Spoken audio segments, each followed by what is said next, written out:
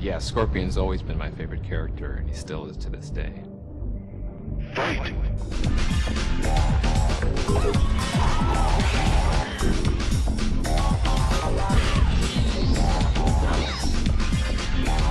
Playing Scorpion's cool. I mean, you get to be kind of just a little bit crazy, a little bit nuts. You know, it's like you're a ninja. How cool is that? I've played him in Sub-Zero mythologies. I did some motion capture for Scorpion, and I played him during some of our live events for Mortal Kombat. I am Scorpion.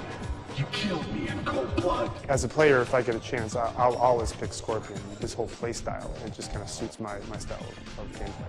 I'm proud to have been part of the Scorpion legacy throughout the years. The spear move has always been one of my favorite moves in all the Mortal Kombat games, and I don't think we've ever been able to top it.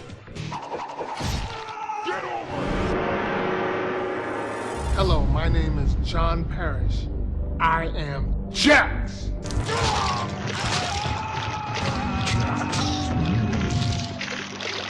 Fatality. Being the big guy, I was using raw strength and mental attitude. Be energetic, to be powerful, to actually portray myself as a hero, as I would look at it.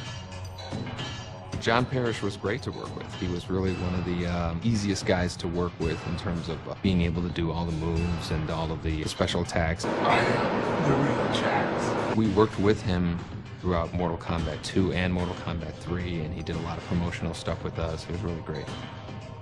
When he first put the makeup on my arms, it took him 6 hours to do total.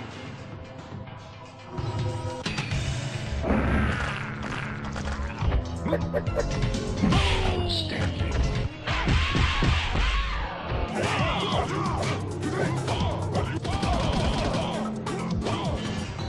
Actually, it feels great to be part of the Mortal Kombat legacy.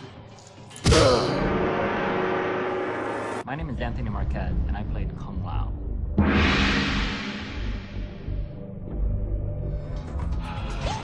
Finish it.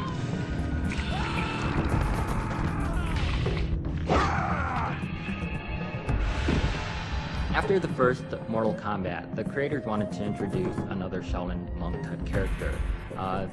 They had heard about me, and I seemed right for the part. Tony was probably one of the best martial artists that we worked with. You could see his character, you know, the kicks are really high and they're authentic, so he lended a lot just because of all of his experience with martial arts. So in terms of his attitude, the way he moved, the tilt of the hat, all of that stemmed from what I thought Kung Lao should be. The favorite part of my personality always stemmed from the hat. You put on the costume and you're still just a person in costume. But once that hat goes on, it's almost like being Clint Eastwood in an old Western movie with the brim of the hat hiding your eyes, and when you slowly tilt that head up, you know once you make eye contact, that's Kung Lao. It's no longer Anthony Marquez, it's Kung Lao. My name's Rich Divizio, and I played Baraka in Mortal Kombat 2.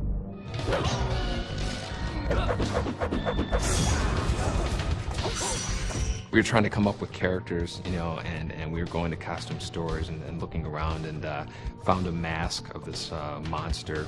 There was this very tight mask that I had to wear. You know, painted it up, you know, kind of made it all, butchered up his face. And I just remember tons and tons of water just coming down my neck. And we took like, fake nails and put them on for his teeth and spray painted them silver. This mask was skin tight. And those made up his teeth. And so people don't realize that, you know, this really scary creature is made up of, you know, a mask and some fake fingernails that were bought in a supermarket. That shoot was unbelievable. Baraka hasn't been in many Mortal Kombat games, but he's been a fan favorite for a long time.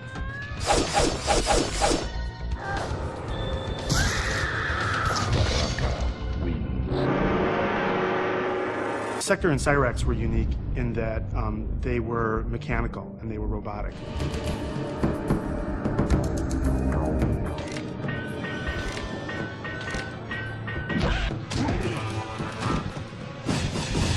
Funny story about Cyrax and Sector was that originally we could not think of a name for them. So Tony Goski came up with the name Ketchup and Mustard, ketchup being Sector and mustard being Cyrax. Cyrax was one of the many characters portrayed by Sal Divita. When Sal was playing Cyrax, I felt the worst for him because he had this helmet on that I remember him sweating a lot inside, and he had just unbelievable tolerance for discomfort. The costume for Sector and Cyrax was really heavy. It was a lot of plastic armor and plastic chest plates, but then a custom-made helmet, but hot, uncomfortable, you know, couldn't breathe, couldn't hear anything, but somehow we made it through it. It was great. Cyrax always had a lot of cool moves, a lot of cool gadgets. His chest opens up and bombs come out, nets come out. In Deadly Alliance, he had one of my favorite fatalities with the big claw, you know, slams the guy down.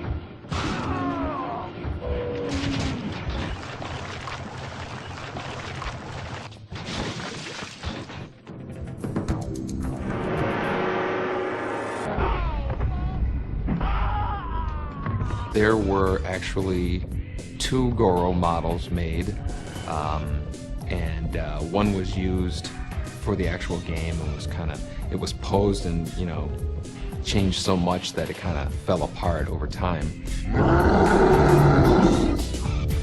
And I have one of the original Goro models that's stashed away at home.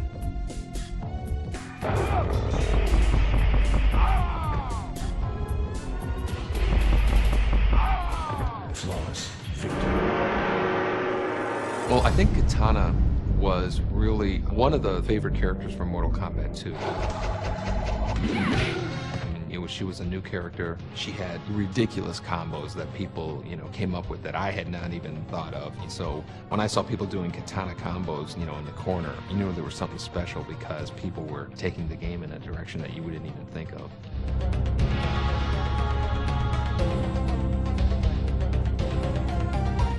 Well, Katana was similar to Melina in that had a limited amount of memory than the Mortal Kombat 2 machine, and we wanted to get 12 characters out. So Katana and Melina are really kind of the female version of Scorpion and Sub-Zero. Katana wins. Flawless victory.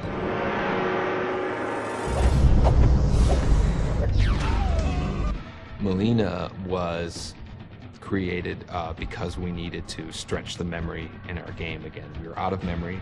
We had a cool female character in Katana, and we wanted to kind of double up on that and give her, you know, special moves, make an anti-Katana in a sense. And so that's kind of where Melina came from.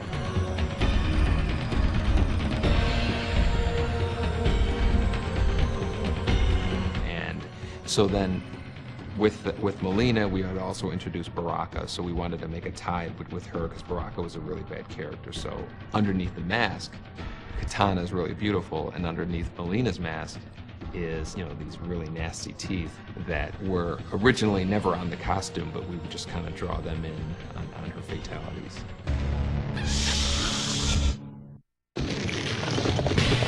Melina wins. Jade was the third in the series of characters that was derived from existing images. Jade was a female ninja type character like Melina and Katana were, and she was kind of like an evil version of Katana in a sense.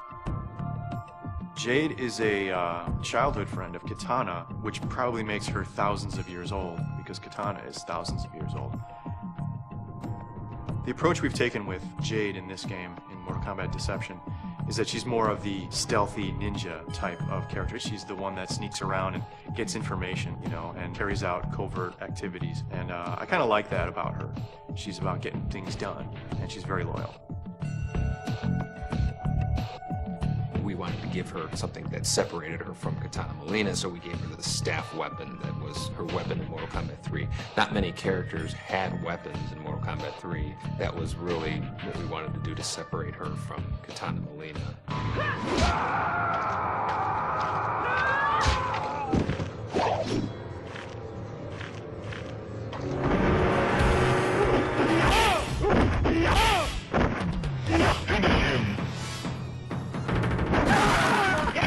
Johnny Cage wins.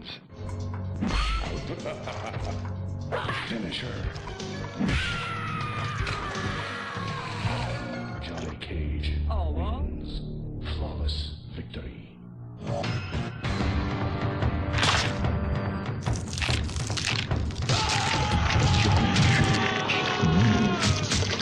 Fatality. Hiya! Hiya! Johnny Cage wins. Fatality. Johnny Cage was kind of like our version of a Hollywood action star. He's the one character not to take too seriously. He's not a brooding hero. He's a, hey kind of hero. He's a Hollywood guy. You know, a lot of flair, a lot of pizzazz, still very skilled martial artist, but put in the situation with all these noble Shaolin monks and Lin Kuei ninjas. Johnny Cage, to me, is almost like the comic relief of Mortal Kombat. He's the actor, so he doesn't take this all as seriously as a Liu Kang or a Raiden or Kung Lao.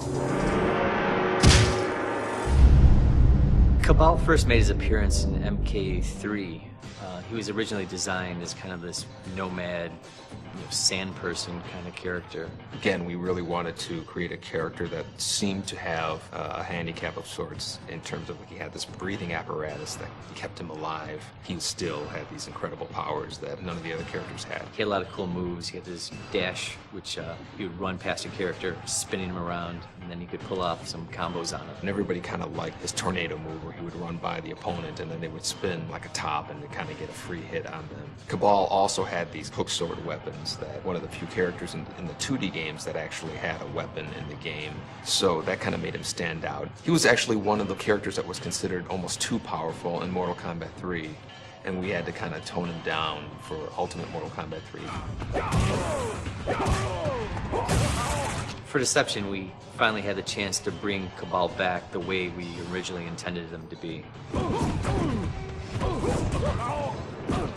We gave him the long trench coat, gave him a backpack. That was part of the original design, but back in the old days of digitizing, we couldn't really handle that. A long coat would have gotten in the way of the character's moves. In the 2D games, we were really limited to the costumes that we could build because it was digitized graphics. And with the 3D games, we build the costumes and the computer so we can really do whatever we want. Cabal's always been one of my favorite characters, so I was totally happy to bring him back for Deception, give him the classic design that we intended. My name's Rich Divizio. I played Kano in Mortal Kombat 1 and Mortal Kombat 3.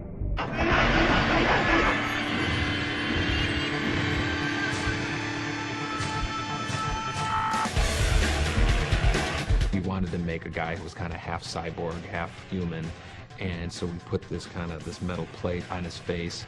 Again, we bought something at a costume store and put makeup on and attached it. And the guy who played Kano, this guy Rich Divizio, he brought it to a new level. He gave him his character. He just really became Kano in a sense. It becomes a part of me. When I played Kano, I actually felt that it was kind of a showcase for myself to become larger than life with this character. I really believed that I can be this guy, and it worked out very well. It's not hard for me to embrace a character and become it. One of the favorite moves that I like that Kano did was his fatality, and it goes a little something like this.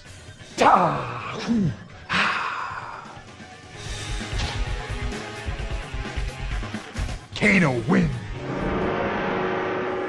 I think that Nightwolf is your quintessential Native American icon.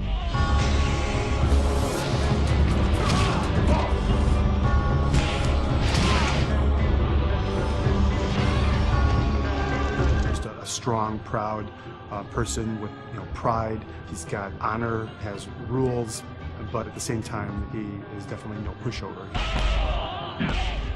Well, the Nightwolf costume looked a lot better on the drawing than I think it did on me, but we made do. Nightwolf's fatality was holding his tomahawk up to the sky, channeling light through it, right into his enemy for his fight. The favorite character that I played in Mortal Kombat was definitely Quan. Do not fail! We have toyed with the ninja long enough. Quan Chi was a really interesting character because he was created for a game called Mortal Kombat Mythologies. You are responsible for this sorcerer! Which was an adventure game that was being produced at the same time as we were doing Mortal Kombat 4. And so we thought it would be interesting to have him make an appearance in Mortal Kombat 4 as well as Mythologies, even though those two games happen in completely different parts of the Mortal Kombat timeline. Quan Chi is one of the most mystifying characters to me. We really don't know what his origins are other than he's from the Netherrealm and he's part of the Brotherhood of Shadow. Who knows how old he is? You know, he could be as old as the Netherrealm itself. But he is definitely evil. He is definitely an evil guy. I think of him as the greatest sorcerer in the Mortal Kombat universe. I think of him as being even more powerful than Shang Tsung.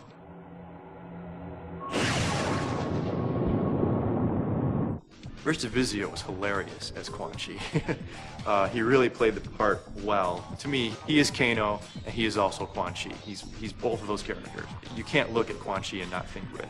And now, on to Hollywood. The makeup was unbelievable, and I was actually able to act a little bit in full motion videos, which was very exciting for me. I remember that the impetus behind the cabinet design on MK4 was the reintroduction of the series back then. They wanted it to stand out in the midst of the arcades. As such, they wanted to push the sides as something that you could not miss. So we did some shots in the studio, had Rich come in, put fire behind him, big old Quan Chi face, no one can miss it. And that's what ended up happening. The first time I saw myself on the side of the Mortal Kombat 4 arcade stand-up, I was just blown away.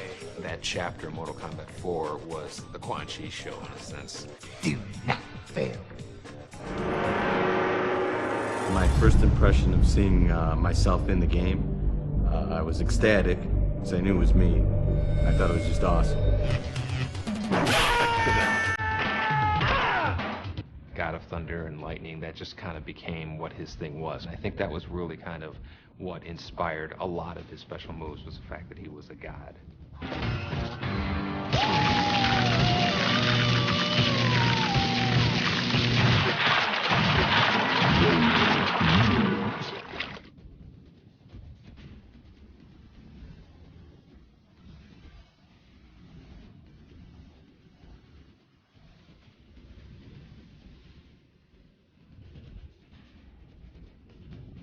In real life, I am a martial arts expert. I've been doing various arts for probably 22 plus years.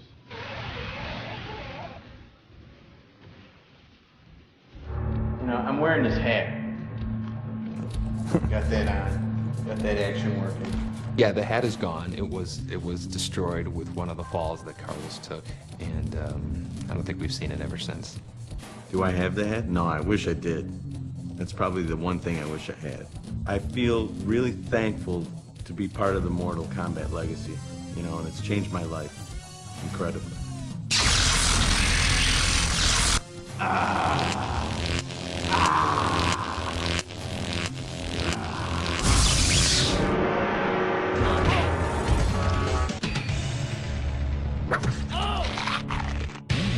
Reptile wins. Fatality.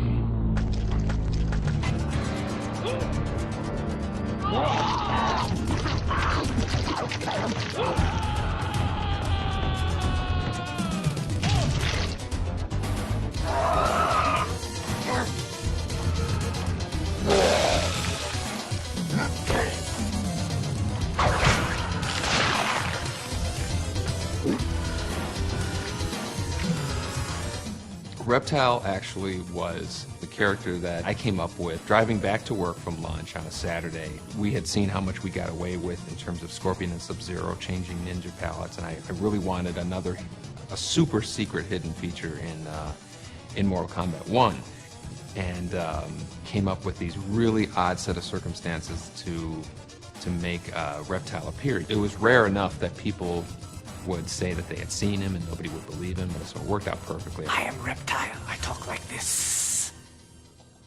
And then I have to go like this. Yeah, Reptile, the infamous Green Man. It was another one of those characters where they swap some of the images from one character to another. I saw those moves that they told me to do that were for other characters, like for example the force ball, you know, when I put my hands out and then a big ball comes rolling out. That was for Reptile, but here I had no clue at that time. Reptile wins. Fatality.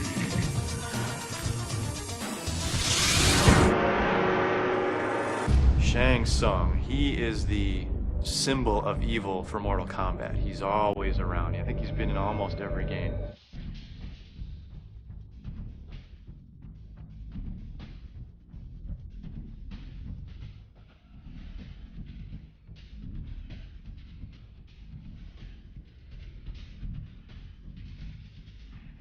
His job in Mortal Kombat 1 was to win Earthrealm for Shao Kahn. Shang Tsung's stance I thought was really unusual, and it was kind of like this. Very different, very unique from all the rest of the characters in the game.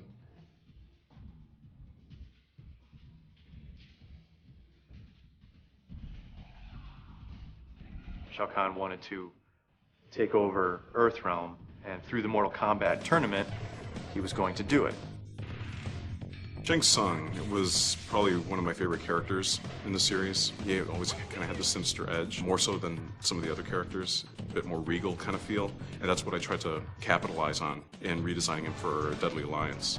In Mortal Kombat Deadly Alliance, Shang Tsung teams up with the sorcerer Quan, and the both of them not only kill Liu Kang, but they kill Shao Kahn as well.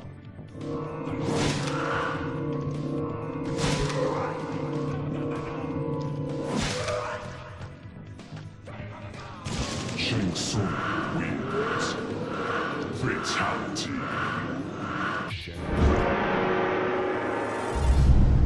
Shao Kahn was the big bad guy in Mortal Kombat. Feel the power of Shao Kahn. Well, Shao Kahn is kind of like the top of the ladder in terms of big bad guys in the Mortal Kombat series. Prepare to die. He was really the boss's boss in a sense, and he was basically the guy that everybody was ultimately trying to stop in terms of his invasion of Earth in Mortal Kombat 3. And he also had this charge move that would attack you with, and a lot of players didn't realize that all you had to do was duck underneath the charge move and then you got a free uppercut. Once they discovered that, he became a lot more manageable of a character to fight against, but until they discovered that, he seemed almost undefeatable. Shao Kahn was killed in Mortal Kombat Deadly Alliance, but nobody really ever dies in Mortal Kombat. For Deception, our goal was to really say, let's bring back the nostalgia characters, and obviously Sindel, Nightwolf, Baraka, Melina, all of those are in that category, and so we had to bring them back. Fight.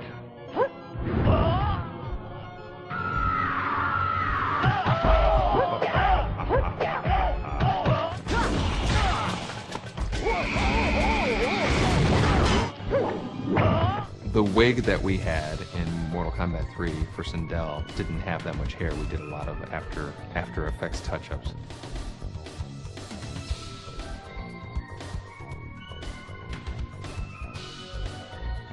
She had this ability to scream at super loud volumes, and that was that would stun the opponent and give you kind of a free hit.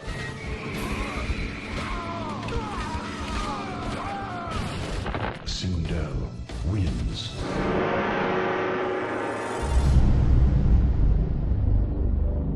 Smoke originally came from our memory limitations that we've had in doing arcade games, and just as Scorpion and Sub-Zero were using this same images and getting more mileage out of them by changing the color, when we were out of memory for Mortal Kombat 2, I always liked putting in secret characters in the game at the last minute that nobody knows about.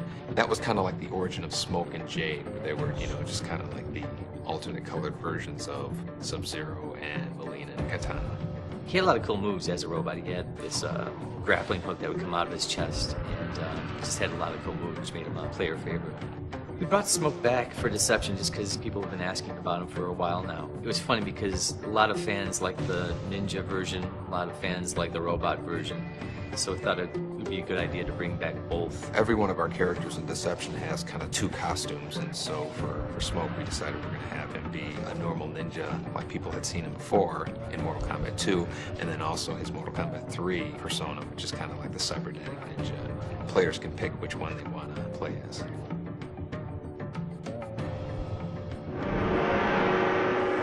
Sonya is a badass.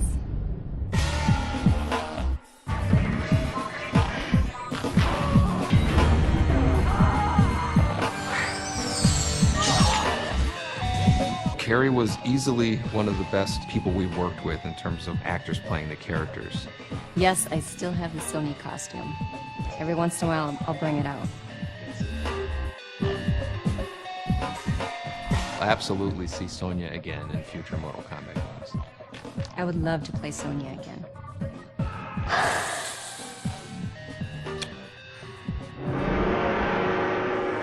My name is John Turk, and I am Sub-Zero.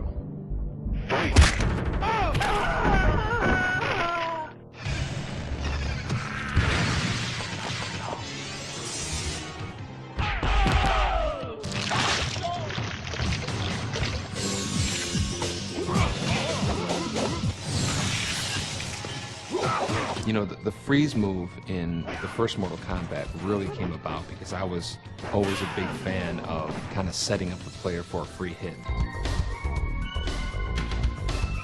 We walk over to the game and, you know, they're playing Mortal Kombat 3 and, you know, the kid's playing Sub-Zero and I'm standing right behind him and he doesn't even realize that the guy he's playing is right behind him. Let's get something straight. I am not a ninja. I am Lin Kuei. Scorpion was a ninja.